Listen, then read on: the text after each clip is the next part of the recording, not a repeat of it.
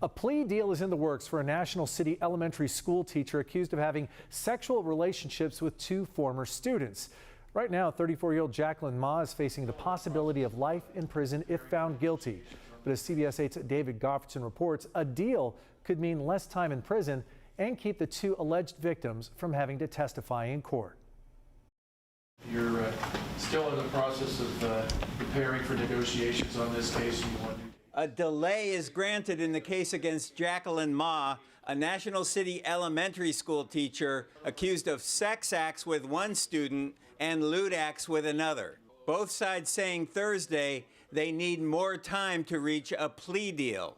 Based on the discussions we had in chambers, we'd like to vacate the preliminary hearing that is currently set for October 18th.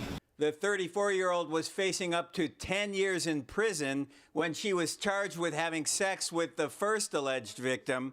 But when a second alleged victim came forward, prosecutors amended the complaint, and now Ma faces life in prison. The fact that there's multiple victims triggers a sentencing enhancement that makes it potentially life in prison. Prosecutor Drew Hart says plea negotiations will go forward, given the new preliminary hearing date now of November 29th. The district attorney's office usually accepts more favorable offers if it means sparing victims from having to testify about abuse, which is one of the reasons why we're trying to negotiate ahead of the preliminary hearing.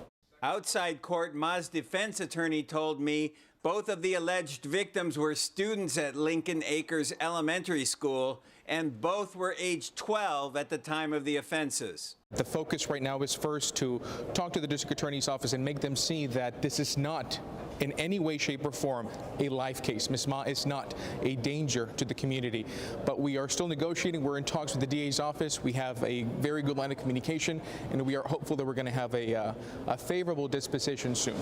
A plea deal could make Ma eligible for parole someday, but if convicted, she obviously would never be working as a teacher again. She is obviously concerned. She is worried. She's keeping her head down and cooperating in the process.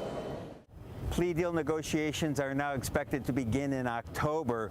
Both sides tell me they prefer to work out a deal so that the minors do not have to take the stand in a preliminary hearing.